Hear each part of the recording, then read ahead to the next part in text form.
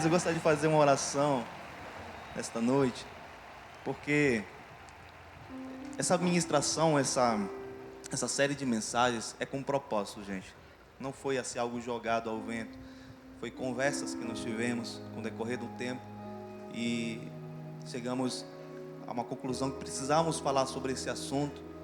Precisamos andar todos no mesmo direcionamento, amém? E essa semana, eu vou te falar uma coisa, eu orei. Não, toda semana eu oro, né? Mas eu orei muito mais. E eu digo assim, Deus, não é possível, tem que fazer algo diferente nessa igreja. Tem que fazer algo diferente em nós. Basta do mesmo. Nós queremos mais, nós queremos estar acima da média, nós queremos continuar prosseguindo em te conhecer. Amém? Eu gostaria que você, nesse momento, se concentrasse seu espírito nele e pedisse ao Senhor para que você se aprofunde em seu espírito. Deus, te pedimos, Senhor, que esta noite tu venhas com glória sobre nós, porque eu sei que tu já vieste com glória, tu já estás em glória aqui, o ambiente está preparado para nós, mas o que eu quero dizer é que o nosso espírito ainda, Senhor, venha nesse momento ser surpreendido. Nós queremos muito mais de ti, nós queremos aprender mais de ti, queremos sair impactados daqui e nunca mais, Senhor, queremos ser os mesmos, para a glória do seu nome. Esse é o meu pedido nessa noite. Amém e amém. Amém? Então esta aqui é a série de mensagens Sou Frutífero. Então nós vamos prosseguir ainda no decorrer dos domingos. E a próxima semana vai ser falado sobre alicerçar, né? Alicerçando ou consolidando. Amém? É um tema muito precioso. Mas nesse momento eu quero compartilhar com vocês sobre o tema ganhar. E vocês poderiam abrir nesse momento Mateus, o Evangelho de Mateus 4, verso 15 ao 22. Que diz assim: a terra de Zebulon e a terra de Naftali, junto ao caminho do mar, além do Jordão, a Galiléia das nações, o povo estava assentado em trevas e viu uma grande luz, aos que estavam assentados na região e sombra da morte. A luz raiou, e desde então começou Jesus a pregar e dizer: arrependei-vos, porque é chegado o reino dos céus. E Jesus, andando junto ao mar da Galiléia, viu a dois irmãos, Simão, chamado Pedro, e André, seu irmão, os quais lançavam as redes ao mar, porque eram pescadores. E disse-lhes: vinde após mim, e eu vos farei pescadores de homens. Então, eles, deixando logo as redes, seguiram-no. E adiantando-se dali, viu outros dois irmãos, Tiago, filho de Zebedeu, e João, seu irmão, num barco com seu pai Zebedeu, consertando as redes. E chamou-os, eles, deixando imediatamente o barco, e seu pai, seguiram-no. Amém? Foi na Galiléia que Jesus começou o seu ministério. Eu posso compreender que a maioria do tempo dele, ele morou na Galiléia, então ele conhecia muitas pessoas na Galiléia. E a Galiléia era conhecida como a encruzilhada do paganismo. Havia muitas misturas lá. E nesse lugar, né, o povo andava na escuridão. O povo não conhecia a luz de Deus, a glória de Deus. E foi ali que Jesus, ele alçou o seu voo e começou o seu ministério. Ele escolheu os apóstolos ali nesse lugar, na Galiléia. E os apóstolos que ele escolheu, a maioria deles, na verdade quase todos, 11 deles, não eram letrados. Eram simples, pessoas comuns. Todos praticamente não tinham conhecimento religioso. Apenas um deles não era galileu, que era o próprio Judas. Judas talvez foi um daqueles que fez até uma yeshivá, uma escola judaica, aprendeu sobre a Torá, sabia as questões dos mandamentos, era um dos letrados ali, e também não era galileu. Judas em hebraico significa ajudar. Então a gente pode ver ali Simão, Pedro, André, o irmão dele, eram pescadores. Você lê um pouquinho mais abaixo, outros apóstolos, como por exemplo, Tiago, o maior, ele era um pescador. Também tem o João, irmão de Tiago maior, que ele era discípulo de João Batista, provavelmente também ele era um pescador. Aí também temos outros discípulos que não se sabe dizer o que eles eram, né? Não fala sobre as profissões dele, como por exemplo, Felipe. Também temos a questão de Tomás. Fala também sobre Mateus, o evangelista, era um cobrador de impostos. E aí vemos outros mais, como o Simão Cananeu, ou Simão Zelota. Ele lutava contra a dominação romana, né? Ele queria uma revolução, uma independência judaica, e lutava contra o Império Romano. E um deles também, que nós vemos lá, é Bartolomeu, ou Natanael, de Caná. Provavelmente ele viu aquele milagre no casamento, nas bodas, né, que teve em Caná, aquele casamento em Caná. Ele viu aquele milagre da transformação da água em vinho. Então, a partir desse milagre, o que dá a se entender que ele o seguiu. E também, prosseguindo, Judas Iscariotes, também, que nós não temos informação sobre ele, mas foi o que traiu ao nosso Senhor. Nós podemos compreender aí que Jesus, ele não olhou qual era a capacidade que eles tinham. Ele não ligou para isso, ele apenas acreditou. Aqueles que estavam dispostos a segui-lo, aqueles que estavam dispostos a deixar tudo para segui-lo, amém? Ele não está vendo isso, e ele nunca verá. Ele acredita em cada um de nós, amém? Então, eu quero falar um pouquinho sobre alguns pontos especiais. Então, Jesus, ele tinha um principal objetivo. Esse principal objetivo dele era fazer a vontade do Pai. Essa vontade era que o Pai fosse conhecido perante a manifestação sobre a vida de Jesus Cristo. Ele se manifestou em um lugar onde não havia esperança. Ele se manifestou num lugar onde havia escuridão. Ele se manifestou na Galileia, onde havia muitas pessoas doentes, onde havia muitos problemas com opressão, onde havia muitos problemas com a questão religiosa. Então ele estava ali e diz que a sua luz raiou no meio deles. As pessoas começaram a ver que havia uma diferença sobre Jesus Cristo. De fato, ele era alguém diferente. Ele falava como os mestres, porém ele tinha autoridade. Em Marcos 2, verso 17, está escrito: os sãos não necessitam de médico, mas sim os que estão doentes. Eu não vim chamar os justos, mas sim os pecadores ao arrependimento.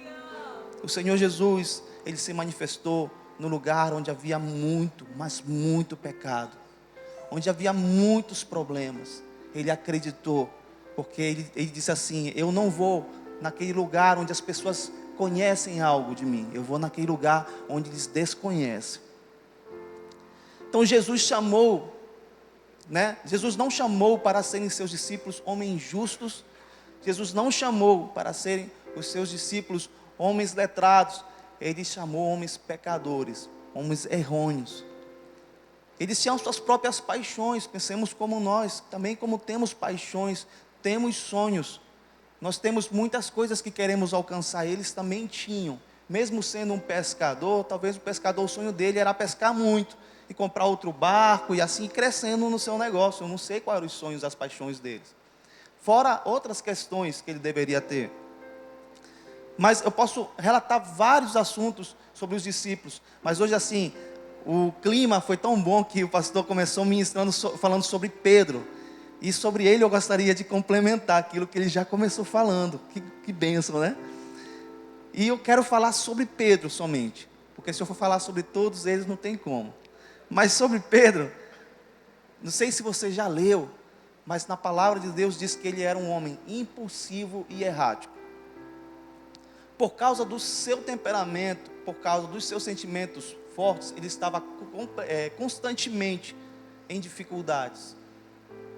Ou seja, às vezes nós podemos ser pessoas que somos até sinceros, pessoas até que fazemos as coisas boas, temos boas intenções, mas às vezes os nossos impulsos nos fazem tomar decisões erradas. E Pedro sempre ele estava fazendo isso, porque ele não tinha domínio, ele não tinha um equilíbrio emocional. Sobre ele não havia ainda um espírito de equilíbrio. Ele ainda estava por aprender muito com o mestre. Então várias vezes ele foi chamado a atenção pelo mestre, de maneira, suave, amorosa, mas às vezes impactante, forte. Então nós vamos algumas provas das suas dificuldades, amém? Então eu vou falar sobre a impulsividade dele. Em Mateus 17, verso 1 ao 4, Jesus leva os seus 3 discípulos para um monte. E aí ele leva Pedro, Tiago e João ao monte. E lá ele se transfigura. A palavra de Deus diz que o seu rosto se transforma em glória, glorificado. Ele se transfigura lá. Não somente isso, como além dele estar transfigurado, aparece Moisés e aparece Elias. Aí Pedro, olha como ele era impulsivo. Ele falou, uau, que isso, que legal. Aí disse, olha, Jesus, vamos fazer assim. Vamos fazer uma tenda para cada um de vocês. Um para ti, um para Moisés e outro para Elias. Olha como ele era impulsivo, né? Mas ele não estava entendendo que Jesus estava se manifestando em glória para falar para eles que ele era maior que Moisés e que ele era maior que Elias. É bom ficar no lugar fechado. Ele queria estar no lugar fechado, ele queria ficar ali, ele não queria mais sair dali. Às vezes é o que nós queremos fazer, né? Vemos a glória de Deus, mas a gente não quer sair desse lugar porque está bom demais. Outro problema de Pedro era a questão egoísta. Ele era egoísta e além de egoísta, ele era inconstante. Nós podemos ler isso em Mateus 16. Então, Jesus pergunta aos 12, assim, quem dizem as pessoas que o Filho do Homem, ele é? Uns discípulos começam a responder assim, olha, uns falam que você é João Batista, a outros dizem que você é Elias, talvez você seja Jeremias. Porém, Pedro dá uma resposta fantástica ali, com sinceridade, e diz assim, tu és o Messias, o Filho do Deus vivo. Aleluia. Que fantástico, que bom. Nós temos atitudes assim de adoração a Deus, né? E qualquer pessoa que olha ali, uau, esse cara é um adorador. Esse cara aí, está conectado, ele entende as coisas de Deus. Mas vou te falar porque ele era inconstante e ao mesmo tempo egoísta. E eu gostaria de continuar lendo essa parte em Mateus, no caso, capítulo 16. Mateus capítulo 16, eu vou ler a partir do verso 17.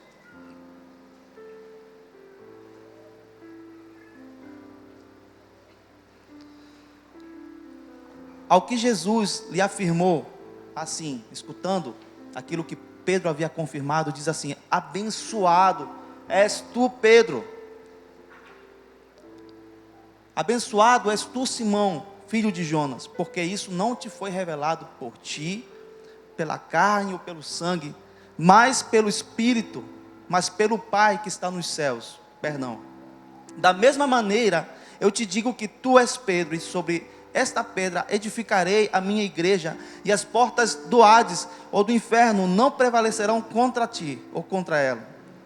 Eu darei a ti as chaves do reino dos céus, e o que ligares na terra haverá sido ligado nos céus, e o que desligares da terra haverá sido desligado nos céus.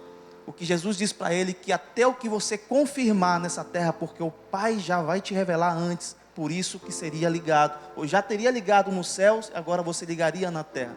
E aquilo que te foi revelado para você desligar, porque primeiramente havia sido desligado nos céus, e aí o Senhor te revelaria, ele estaria andando sempre de acordo à vontade de Deus. Olha essa palavra forte que Jesus Cristo fala para Pedro. Imagina uma palavra fantástica como essa, né?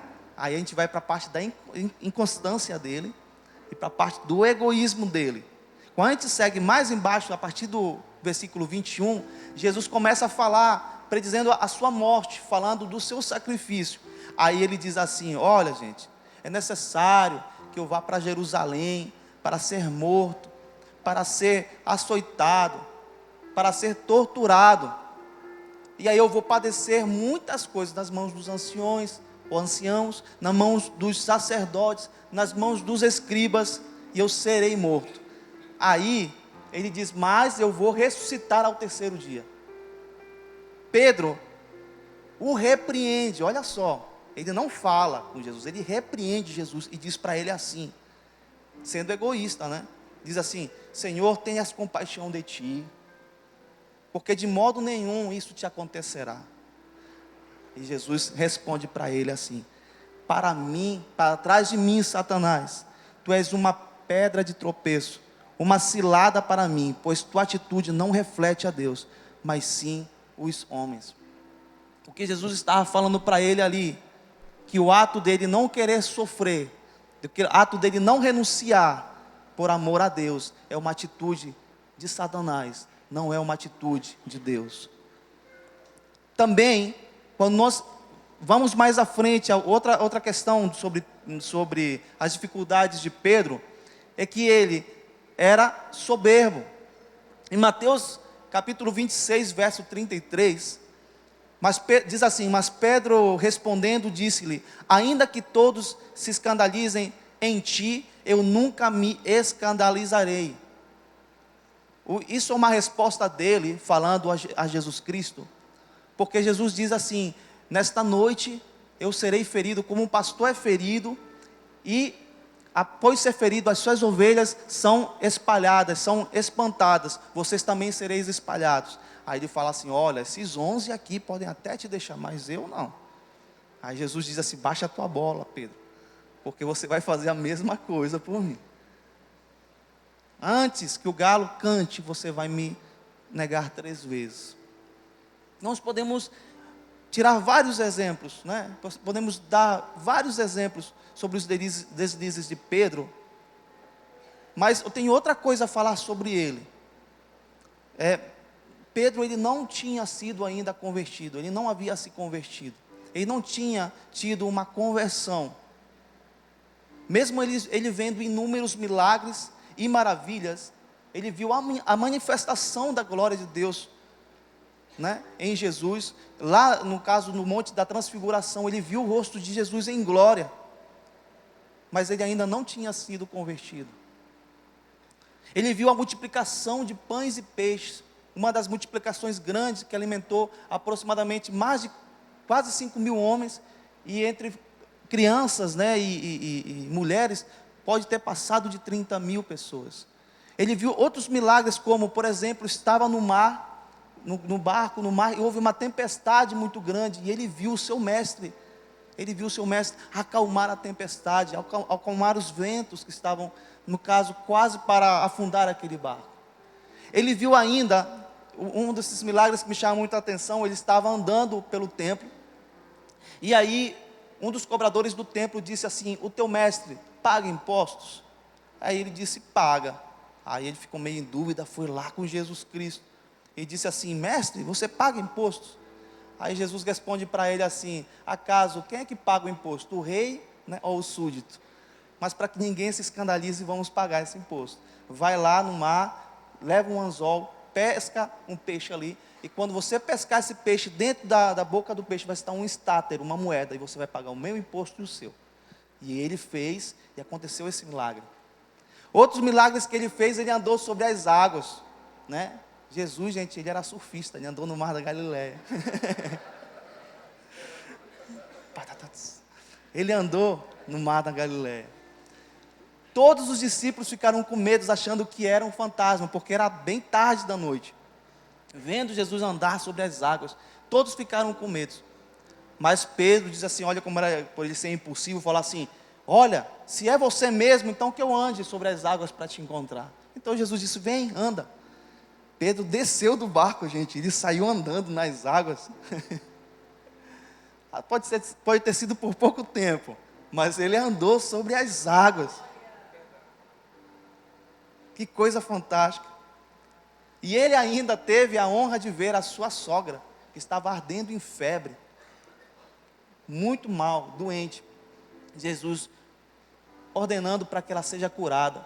E naquele mesmo momento ela se levanta e os serve. Ele viu milagres. Eu posso contar inúmeros milagres. Ele viu vários milagres. Mas quando nós abrimos em Mateus, capítulo 22, versículo 32, Jesus diz para ele assim: mas eu roguei por ti, para que a tua fé não desfaleça. E tu, quando te converteres, olha que forte, fortalece os teus irmãos, confirma os teus irmãos. Jesus falando essas palavras, depois ele vai ao Monte das Oliveiras, onde ele vai orar pelos seus discípulos, vai rogar ao Pai, porque ele ia passar por um sofrimento. Aí, depois ele é capturado, e aí adivinha, Pedro não nega, né? As 3 vezes, acontece tudo aquilo que Jesus falou para ele que iria acontecer. Agora vem a parte mais forte. Nós temos visto os milagres, nós temos andado com Ele semana após semana, nós nos reunimos semana após semana, mas quantas vezes nós temos negado o nosso Mestre?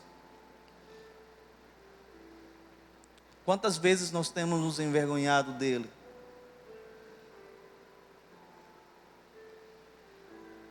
Logo após Jesus Cristo ressuscitar, Ele se encontra com Pedro de novo e pergunta assim para ele: Pedro, tu me amas? Muitos de nós sabemos o que aconteceu depois da morte de Cristo, mas a minha intenção é de falar sobre a questão de Pedro. A questão de se envergonhar não quer dizer que eu não sou um cristão para as pessoas, ou que eu não sou evangélico, ou eu não falo da minha fé que eu professo. Não, não é isso. Negar a Jesus é aquela famosa santidade sem propósito. A santidade sem propósito é como a fé que Tiago expressa lá na carta de Tiago, capítulo 2, verso 19, que eu vou ler para você.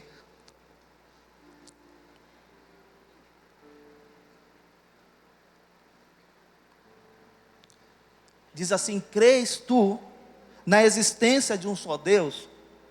Fazes bem. Até mesmo os demônios creem e temem. Essa é uma fé, ou desculpa, uma santidade sem propósito. Crer. Uau, que legal. Até os demônios creem. Tudo que eu recebo da parte de Deus, eu preciso expressar a outras pessoas. Essa é a verdadeira fé. Essa é a verdadeira santidade. Esse é o interesse de Deus. O interesse de Deus é que Ele não somente se revelar a mim. E no caso, Ele não vai se revelar a mim, se primeiramente eu não o deixar ser revelado através de mim. E agora nós vamos para a parte importante. Me vira nos 30 aqui, gente. O tempo está curto. Mas eu sei que você vai entender. Eu vou te falar da mudança de Pedro. Depois que Jesus subiu aos céus, Pedro, ele tem uma verdadeira conversão. 50 dias depois, estavam esperando, reunidos com a igreja, no tempo de Pentecostes. Aí ele tem um encontro com o Espírito de Santidade. Ele tem um encontro especial sobre a vida dele. O Espírito Santo de Deus. Agora tudo muda, porque ele se levanta com coragem. Aquele que negou o Messias 3 vezes, agora se levanta com coragem. O impulsivo, o egoísta, agora ele já não tem mais nada a perder, porque agora ele tinha entendido o ensinamento do Mestre. Preste atenção. Isso tudo era um propósito. Jesus ensinou. Ele ensinou. Tudo é um propósito. Os mestres têm ensinado a vocês. Tudo há um propósito. Mas esse tempo de ensinar, ele terminou. Agora tem que haver a ação. Agora tem que haver a expressão. Agora tem que haver a manifestação. o espírito de santidade veio à vida dele, e aí ele se levanta e prega com ousadia, sem medo, porque ele sabia que o seu mestre havia sido crucificado por causa do evangelho que ele havia pregado, mas ele não tinha nada a perder, e ele estava tão cheio do Espírito Santo de Deus, que eles estavam falando em outras línguas, e muitos pensavam que eles estavam bêbados, muitos pensavam que eles estavam porres, mas ele diz: calma, nós não estamos bêbados, mas está se cumprindo hoje a profecia dada por Joel, que os filhos e as filhas, eles profetizariam, e os nossos filhos teriam visão, e profetizariam, e os nossos velhos teriam sonhos. Ia acontecer isso nesses últimos dias, e esse dia tinha chegado, e o Espírito houve uma comoção através do Espírito na vida das pessoas, que elas começaram a ficar com os seus corações agoniados, e aí eles começaram a perguntar: então o que é que nós devemos fazer? Pedro responde para eles assim: olha, para que vocês possam ser perdoados, se batizem em nome de Jesus. Para que vocês sejam perdoados, se batizem em nome de Jesus, e recebereis o dom do Espírito Santo. Esta semana, eu estava orando, várias vezes eu disse: Senhor, eu posso ver tantas estratégias para mostrar para a igreja de como nós fazemos isso, né? Me dá ideias, Senhor, através da sua sabedoria, me dá ideias para que eu possa falar. Eu estava ajoelhado e eu disse: Senhor, me dá estratégias. E o Espírito Santo me falou assim: filho, não existe estratégias, a estratégia é você.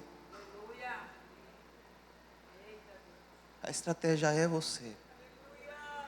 Você precisa viver. Você precisa ser essa estratégia. Olha só. Quando nós estávamos lendo hoje, um pouco falando sobre a ceia do Senhor, eu posso compreender que deve haver algumas mudanças em nosso meio, para que nós possamos levar o Evangelho de maneira genuína a Castanhal, amém? Porque Castanhal, ela vai ser ganha para Cristo Jesus, não através dos pastores, através de vocês, é através de cada um de vocês. Mas quando Paulo estava falando da ceia, nós sabemos que naquele tempo, quando eles ceiavam, eles se reuniam nas casas, e aí ele começa a dar uma pequena crítica, na verdade não uma pequena, foi uma grande crítica ali, que ele dizia assim, que eles estavam ceando com egoísmo no coração, e ali ele diz assim, aquele que come do pão, sem discernir o corpo, ele está trazendo para si próprio condenação. Eu consigo compreender que o discernir o corpo, não se está falando de si mesmo, está se falando da igreja. Tu não pode comer pão, tu não podes encher a tua barriga, se teu irmão está padecendo de fome. Você não pode estar comendo tão bem a ponto de irmãos estarem padecendo de fome em teu meio. Você quer começar a ganhar pessoas para Jesus, assim como Pedro fez, tem que haver uma mudança, uma cultura, tem que haver uma mudança completa, uma transformação, uma metanoia em nosso meio. O Espírito de Santidade deve habitar em nosso meio, todos os dias, até quando nós nos alimentamos. Quando eu discerno o corpo, eu passo a olhar para o meu irmão ao lado, eu passo a compartilhar o que eu tenho, não deixo ninguém padecer no nosso meio, ninguém pode passar fome em nosso meio, porque a igreja é um só corpo, amém? Então, não é a questão de dizer que, se eu estou discernindo o meu corpo, eu estou dizendo assim, se eu não tenho pecado, agora eu posso comer, não é isso. Está dizendo aqui, que nós devemos discernir as pessoas, discernir o corpo de Cristo, porque em 1 João 1,8 diz que se nós dizemos que nós não temos pecado, estamos nos enganando a nós mesmos, e não há verdade em nós, então todos nós tenhamos em pecado. Todos nós ceiamos em pecado. Jamais nós teremos uma vida completamente perfeita. Então, ceiar, primeiramente, é discernir o corpo do Senhor. E depois que eu como do corpo do Senhor, depois que eu tomo do alimento do Senhor, aí eu posso anunciar. Aí eu posso anunciar o seu sacrifício, porque assim como eu me sacrifiquei, eu também posso ter moral de anunciar o sacrifício de Cristo. Porque agora eu não vivo mais só para mim, eu vivo para Ele. E eu quero já passar para a parte final e contar algumas experiências. O que aconteceu comigo no decorrer do ministério que Deus tem nos dado, nos proporcionado. Mas eu quero contar a história de uma pessoa em Belém do Pará, que ele não é um filho na fé, mas nós o cuidamos. A partir de 2012 para 2013, nós começamos a cuidar dele e da sua esposa. E eu estava pregando, falando de uma mensagem semelhante a esta, e ele me confessou dizendo assim, estava aos prantos, chorando, disse: pastor, eu estou há 10 anos na igreja, mas eu nunca ganhei uma só vida. Eu não ganhei uma só vida para Jesus. Eu nunca fui atrás de alguma pessoa para compartilhar o que Deus fez na minha vida, porque Ele tem feito na minha vida, mas eu nunca fiz. E eu perguntei: por que tu não tens feito isso? Ele disse: porque eu tenho medo, porque eu estou tímido, porque eu não sei como fazer isso. E eu me lembro que aquele dia nós oramos e ministramos sobre a vida dele. E eu disse para ele: você a partir de hoje será um ganhador de almas. Você vai expressar o amor de Deus através da tua vida. A partir de hoje, você será um homem que entenderá o verdadeiro evangelho. Você vai começar a conduzir as pessoas para a salvação. Esse irmão, a partir daí, nunca mais foi o mesmo. Eu posso resumir, gente, que nós andamos tanto por o bairro do Tapanã, não sei se vocês conhecem o bairro do Tapanã, e muitas vidas foram convertidas ao Senhor lá. Ele ganhou muitas vidas para Jesus mesmo. E sabe o que é mais maravilhoso? Hoje ele é um pastor, gente. Ele é um pastor. Ele é um pastor.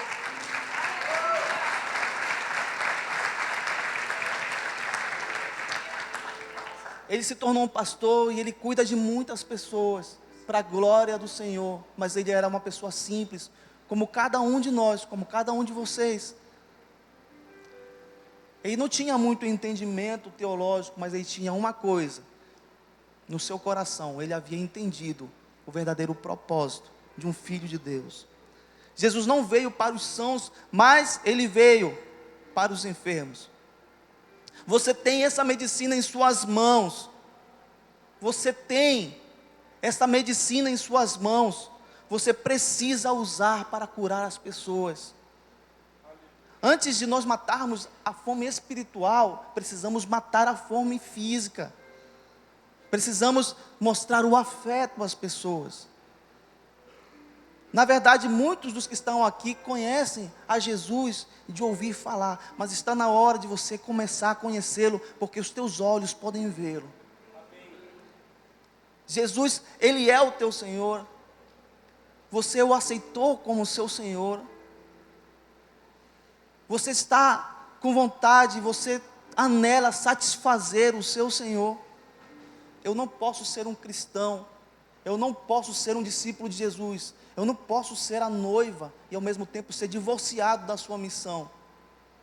Preste atenção, em João, capítulo 1, verso 12, diz que todo aquele que crer em seu nome e o receber como Senhor, certo? Terá direito de ser chamado filho de Deus.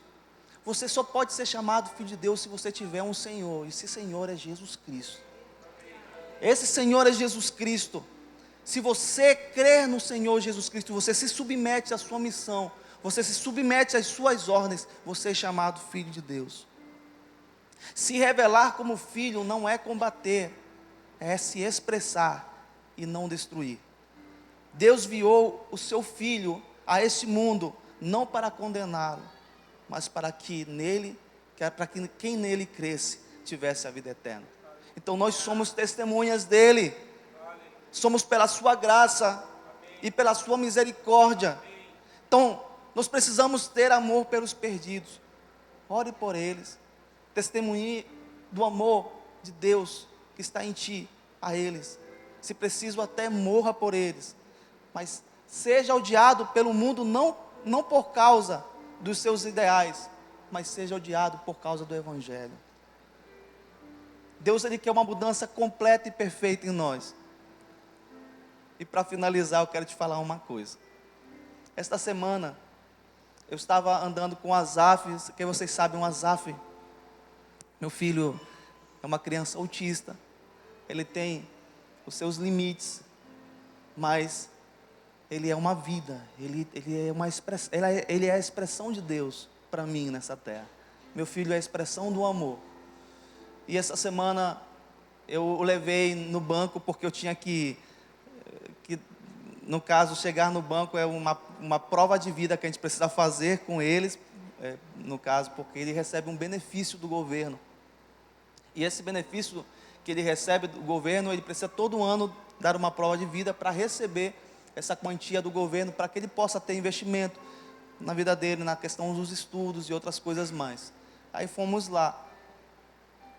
Só que eu estava muito apressado, porque estava na hora da gente levá-los para a escola. Eu já tinha levado a Ohana e eu saí correndo só para fazer isso.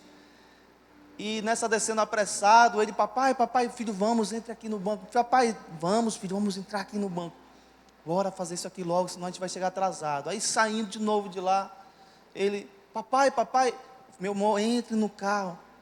E aí eu já saí acelerando para levá-lo. Eu disse, papai, que foi, meu amor? Diga. Ô papai, o senhor viu aquela família? Que família, filho? Aquela família que estava sentado do lado do banco ali na farmácia. Meu amor, papai não percebeu. Aí disse, papai, aquela família estava sentada ali. E não conseguia me explicar. Eu disse, filho, o que é que tem essa família? Eu não sei, papai, você não viu? Filho, eu não sei se eu ouvi, talvez eu ouvi. Mas papai, eles estavam sentados no chão. Ele, talvez a esposa dele. E tinha 2 crianças lá, papai. Tinha 2 crianças lá e estavam com umas malas lá, papai. Eu disse, filho, o que é que você acha? Tu acha que eles estavam pedindo alguma coisa? Ele disse, eu acho que sim. A gente chegou na escola, já estava descendo, antes de descer, ele parou. Aí, ele me olhou e disse assim, papai, você me promete uma coisa? Que o Senhor não vai para casa antes de você passar lá com aquela família e ajudá-los?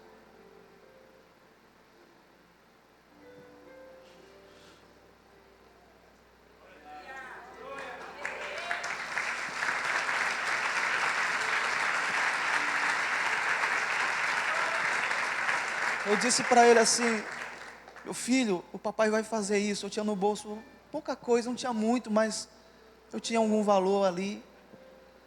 Eu dei a volta, voltei para próximo ao banco ali, estava aquela família. E eu perguntei, vocês estão bem? Não, sim, estamos aqui, vocês estão precisando de alguma coisa? Aí disse, olha, eu vim de outra cidade para cá e vocês têm onde ficar? E disse, olha, graças a Deus, eu consegui já pagar um hotel, mas eu não tenho emprego ainda, e eu estou buscando emprego. Aí eu coloquei a mão no bolso e disse, olha, eu gostaria de te abençoar, de te ajudar um pouco do que eu tenho. Aí disse, se tu tiveres alguma ideia de onde tem um emprego, eu disse, olha, eu não conheço muita gente assim em Castanhal que pode te dar esse emprego, mas eu vou sair daqui. Quando eu voltar, se eu te achar aqui, aí eu te dou a informação, pode ser? Aí ele disse, tudo bem, mas essa ajuda já é fantástica, mas eu sei que eu vou conseguir, porque eu vim aqui para vencer. Aí eu disse para ele, ok. Depois de um tempo eu passei, eles não estavam mais lá. Então eu acredito que Deus deve ter dado para eles o resultado para esses problemas que eles estavam enfrentando. Mas o que eu te quero falar nesse momento é que nós precisamos ter um nível com Deus, primeiramente como crianças. A minha oração nesta noite é que você tenha uma paixão como uma criança tem pelo seu pai. Se nós nos fizermos como crianças, nós não poderemos herdar os reinos dos céus. Nós precisamos ser como crianças para entrar no reino dos céus. Nós precisamos ser como uma virgem santificada, mas também nós precisamos estar como uma noiva que está compromissada com alguém para o casamento. Ponha-se em pé nesse momento.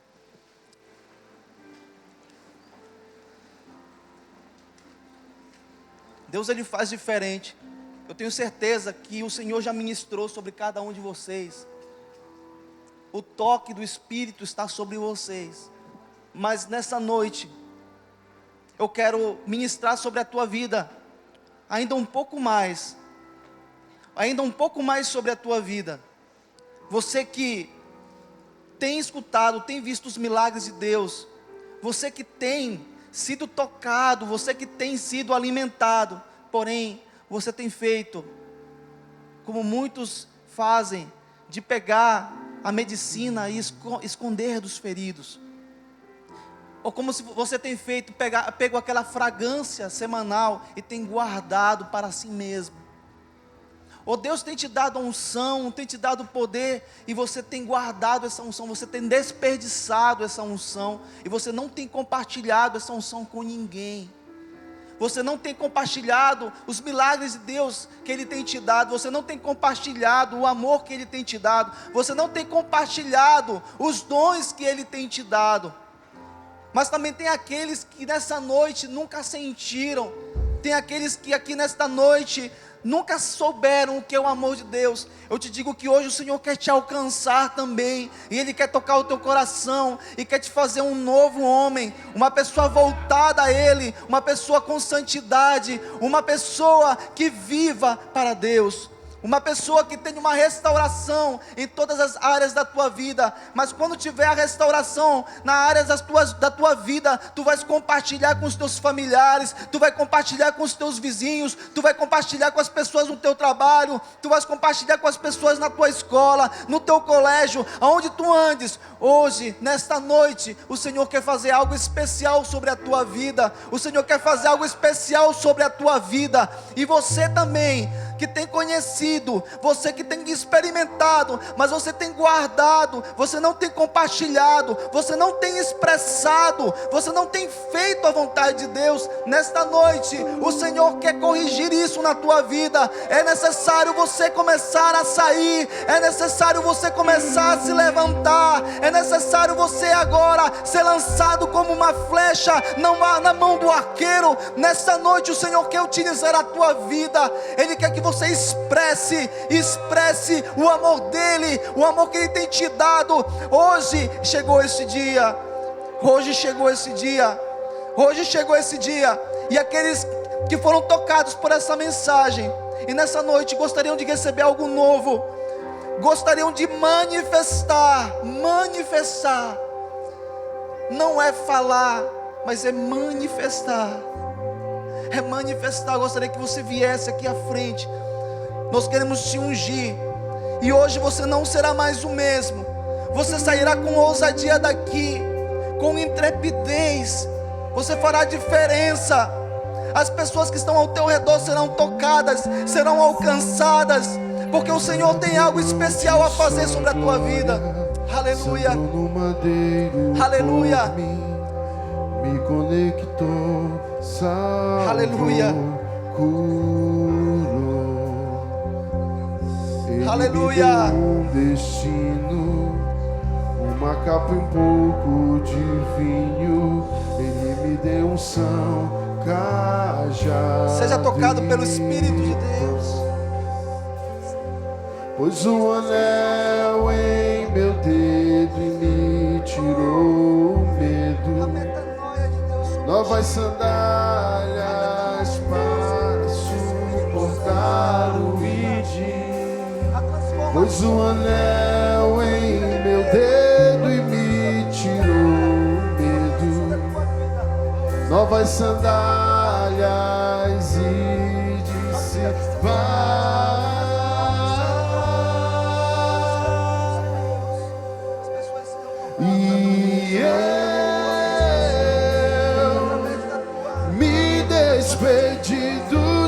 meus pais. Queimei minhas carroças e afundei meus barcos no cais.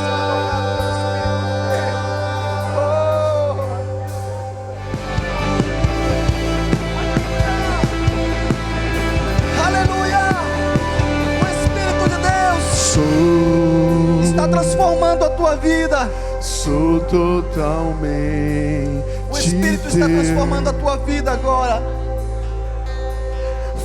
Ele está queimando todas as tuas paixões terrenas, todas as tuas vontades. Tu estás entregando no altar do Senhor. As tuas vontades estão indo para o altar do Senhor. As tuas vontades estão indo para o altar do Senhor. Estão sendo queimadas. Estão sendo queimadas.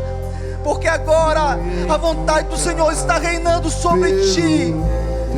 A vontade do Senhor está reinando sobre ti. O Espírito de Deus, o Espírito de Deus é real sobre ti. O Espírito de Deus é real sobre a tua vida. O Espírito de Deus, o Espírito de santidade sobre a tua vida. Sou totalmente teu. Fui encontrado pelo teu amor, pelo teu amor. Eu sou totalmente teu. Fui contemplado em ser com você. Ser com você. Eu sou totalmente teu.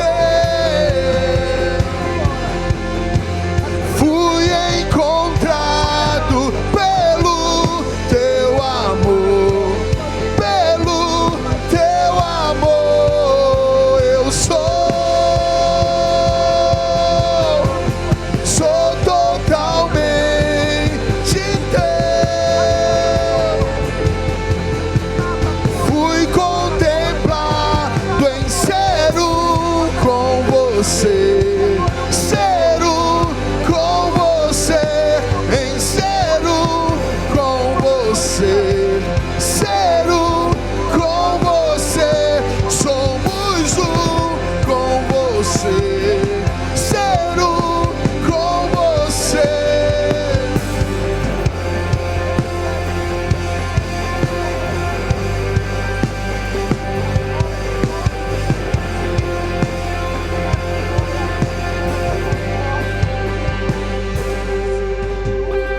Pra onde eu irei, se eu não tenho pra onde voltar? Só tenho você, Deus, palavras de vida eterna. Pra onde eu irei, se eu não tenho pra onde voltar? Só tenho você, Deus, palavras de vida eterna. Pra onde eu irei, se eu não tenho pra onde voltar? Só tenho você, Deus, palavras de vida eterna. Pra onde eu irei, se eu não tenho pra onde voltar? Só tenho você, Deus, palavra de vida eterna. Se eu não tenho pra onde voltar, só tenho você, Deus, palavra de vida eterna.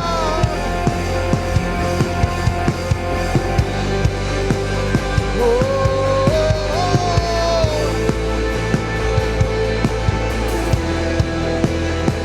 oh. Eu ouço tua voz dizendo a quem enviarei, quem há de ir por mim. Oh, eis-me aqui,